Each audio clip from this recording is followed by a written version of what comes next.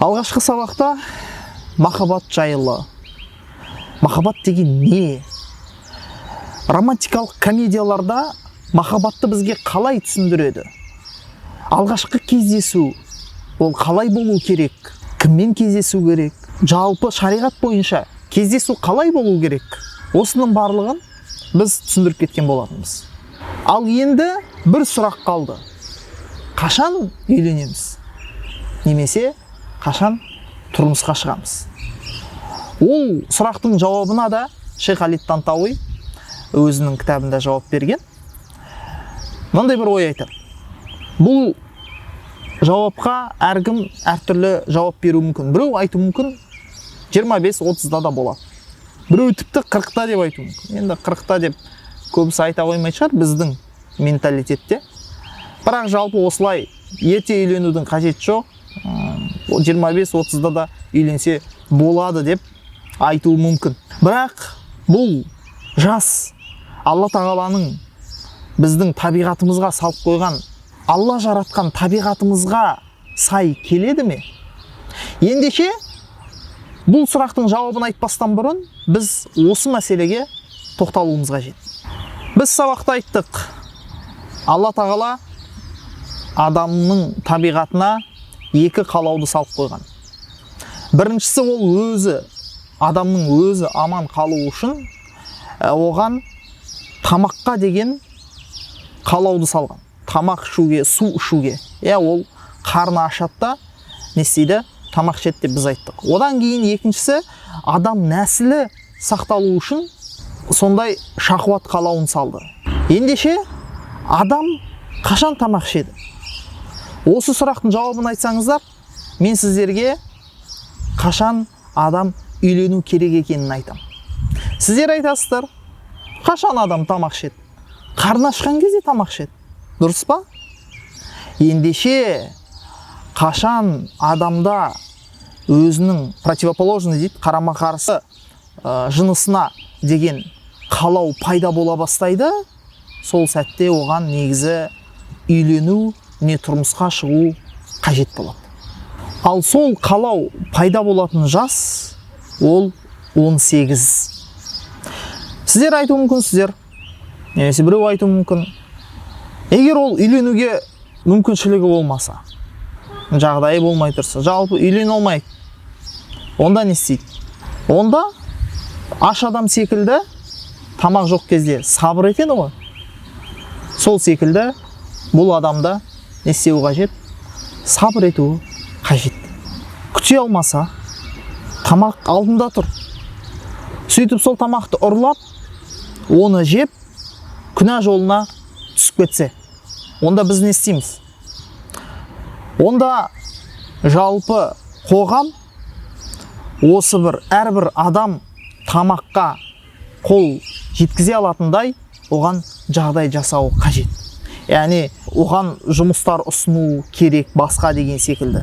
Сол секілді үйленуге деген қалауы пайда болған адамға да біз сондай жағдай жасауымыз керек. Өкінішке орай, біздің еріп жүрген дәстүріміздің менталитет деуге болмайды, әдеттер деп айтайықшы. Әдеттер, ол қандай әдет? Той жасау. Ол тойды өте сондай көп ақшаға жасайды. Ол ақша жоқ болғандықтан кредит алады. Осының барлығы жас адамдар, үйленгісі келетіндер не істерін білмейді, үйленбей жүреді. Ал ол болса, қандай жасқа келіп қалды? Үйлену керек болған жасқа келіп қалды. Сондықтан біз қоғам ретінде осындай бір кедергілерді не істеуіміз қажет? Кетіруіміз қажет. 25-30 жаста үйленсін, немесе тұрмысқа шықсын, сол уақытқа дейін жүре берсін деген адамға үкім шығару, айта салу оңай. Бірақ енді ойлаңыз, оның сондай бір қалаулары шамамен 15 жасында пайда болса, арада 15 жыл бар, 30 жасқа дейін, немесе 10 жыл бар. Осы жылдарда ол не істейді? Қалай бағанағы өзінің табиғатында пайда болған, нәпсісінде пайда болған, жанып тұрған отты ол немен сөндіреді? Егер ол оны үйленуменен, немесе қыз бала тұрмысқа шығуменен сөндірмесе, ол, Құдай сақтасын, зинамен біреудің үйін зинамен сөндірілуі мүмкін осы от. Бірақ ол сөнбейді, ол керісінше ол отты одан сайын жандырады да, ол одан сайын сол зинаның жолына батып, ары қарай басқа да күнәларды жасайды. Яғни бағана ұрлықшы секілді, ол тағы да басқа да тамақтарды ұрлап жеуі мүмкін. Бірақ енді ол аш адам, ол бір ұрлап қоя салуы мүмкін, бірақ мына зина жолына түсіп кеткен адам, оның тоқтауы не болады? Қиын болады. Сондықтан мынау қалыптаспаған теріс үрдістерді біз жоюымыз қажет. Ол бағанағы міндетті түрде той жасау керек деген. Мен сіздерге той жасама демеймін, жасаңыздар, бисмилля. Жағдай жетіп тұрса да, жетіп тұрса жасаңыздар. Бірақ жағдай жоқ болып тұрса, жағдай жоқ адам не істейді? Шыдап жүре ме бұл жаста? Яғни үйленгісі келеді, немесе тұрмысқа шыққысы келеді. Ол не істейді? Демек, осы нәрсенімен біз жұмыс жасауымыз керек. Біздің ата-аналарымыз осыны түсіну қажет. Сіздер де түсіну керексіздер болашақта. Олай болмайды. Әсіресе ол кредит алып жасайтын болса. Ойлаңызшы, ол кредит алып бәленбай 2-3 миллионға. Сосын соған той жасайды. Енді ол одан кейін олар қандай бақытты отбасы болады? Айтыңызшы. Оның өмірі немен өтеді? Кредит алдың деген сөз, қарызға, қораға кірдің деген сөз. Егер қатты айтсам, қораға кірдің қарызға. Ол бүкіл уақытың енді осы кредитті мен қалай жабамын, мен оны қалай төлеймін деумен өткізеді уақытын. Ол бағанағындай отбасыма қалай көңіл бөлсем екен, жарыммен қайда барсам екен, ондай нәрселерді ойламайды. Ол нені ойлайды? Тек қана сол кредитті қалай жапсам екен деп ойлайды. Сондықтан ол ашушан болады, әйеліне ұрсады, немесе сондай бір жағдайларға тап болады да, үйде ұрыс керіс, соның нәтижесінде тіпті олар ажырасып та кетуі мүмкін. Сондықтан біз бұл кедергілерді алып тастауымыз қажет. Біз ол балаға, немесе қыз балаға жалпы оларға айтамыз, әлі ерте 25-30 жаста үйленсең де болады деп. Бірақ ол бейшара деп айтамыз ба, әлде қалай айтамыз? Міскін дейміз ба? Әлсіз, сондай пенде ғой енді, пенде. Алла жаратты оны. Оның қалауы, ол кінәлі емес оны қалап тұрғанына. Ол сондай жаратылыс. Бірақ Алла оған адал жолды көрсетіп қойды да, ол үйлену керек. Бірақ ол енді осы үйлен алмағандықтан өзімнің шахуатымды мені бастымау болды деген кезде көшеге шыққанда неше түрлі жалаңаш қыздарды көреді. Одан кейін Инстаграмда әртүрлі видеолар көреді, әртүрлі кинолар бар. Оның баршасы оның нәпсісін қайтадан қоздырып, ол қайтадан шахуатқа сабыр етуге мәжбүр болады, қиналады. Мен айтарым, құрметті қарындастар, құрметті әпкелер, қыз балалар, сіздер мына ер адамдарға өздерінің осы бір шахуатын тыюға көмектесу керексіздер. Ол қалай? Яғни барынша не істеуге? Жасырын, сондай ердің көзін тартпайтындай киінуге әрекет жасау керек. Қазіргі таңда керісінше болып кеткен. Қыздар не істейді? Барынша керісінше маған ер азамат назар салатындай қылып мен киінсем екен. Әйтеуір бір дене пішінінің бір жерін ерекшелеп көрсетіп қойсам екен дегендей қылып киінеді. Ол өте көп, оны ер адамдар біледі. Ер адамдардың, мысалы біз ер жігітке насихат деген марафон өткізген кезде, ол жерде ер адамдардың көбісі сұрақ қойды. Жаз басталып жатыр, көктем келіп жатыр, жұмыстағы қыз балалар сондай ашық киініп келеді. Осы жақ қиын болып жатыр, көзді тыю қиын болып жатыр. Тіпті үйленген жігіттер де қиналады бұл мәселеде. Яғни көзді тыю, ашық шашық, алдынан шыға береді, ол қиналады. Бұл бір оңай нәрсе емес негізі. Біз қалай көмектесе аламыз бұндай бойдақтарға? Сіз қыз бала ретінде сол бауырыңызға көмек ретінде сіз қандай көмек жасай аласыз? Өзіңіз барынша әуретіңізді жауып, жасырынып киіну арқылы көмектесе аласыз. Және сіздерге де, қыз балаға да, ер адамдарға да Алла тағала нені бұйырған? Көз тыюды бұйырған. Құрметті ер азаматтар, егер біз ер азаматтар өзіміздің көзімізді тыймайтын болсақ, 2 әйел алуда, 3 әйел алуда, үйленуде, жалпы үйленуде 2 әйел алуда, 3 әйел алуда, 4 әйел алуда ешқайсы бізге көмектеспейді. Сіздер көзді тыймасаңыздар, аш адам секілді қала бересіз, тоймайсыз еш уақытта. Өйткені сізге анау қызығырақ болады, ананы көресіз, анау сөйтіп сіз не істей бересіз? Нәпсіңіз қанбайды ешқашан.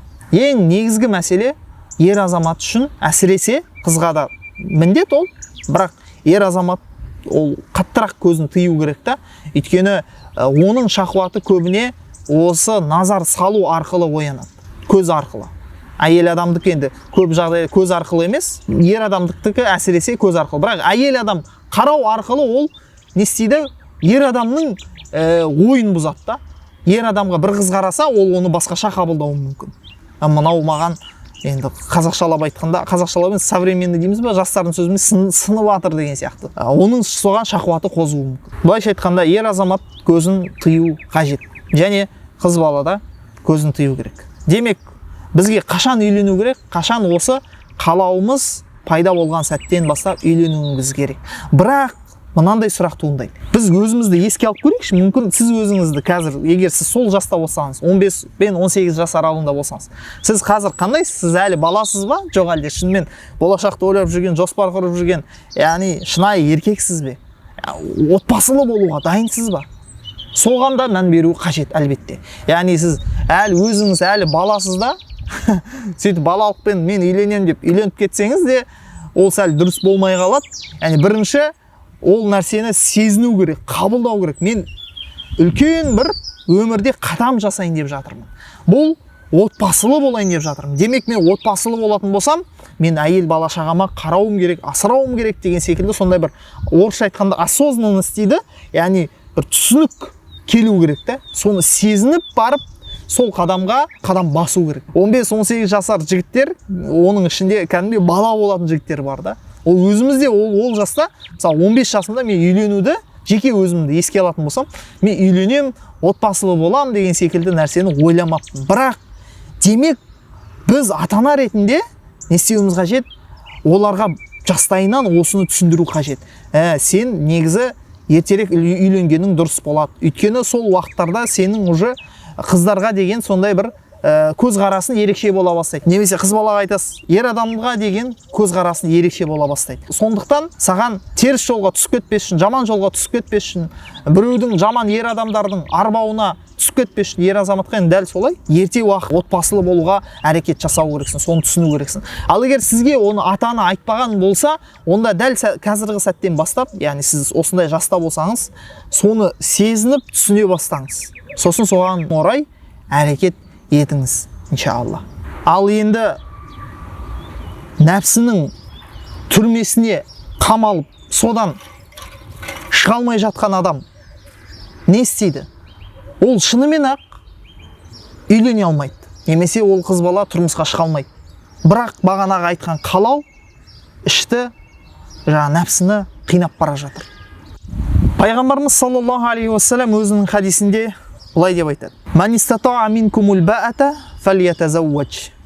Кім сендердің араларында үйленуге шамасы жеткен болса, яғни бағанағы біз айтқан қалау пайда болса дейді пайғамбарымыз саллаллаху алейхи уассалам. Негізгі тіке мағынасы осылай. Қалауы сондай пайда болса, онда ол адам үйленсін дейді.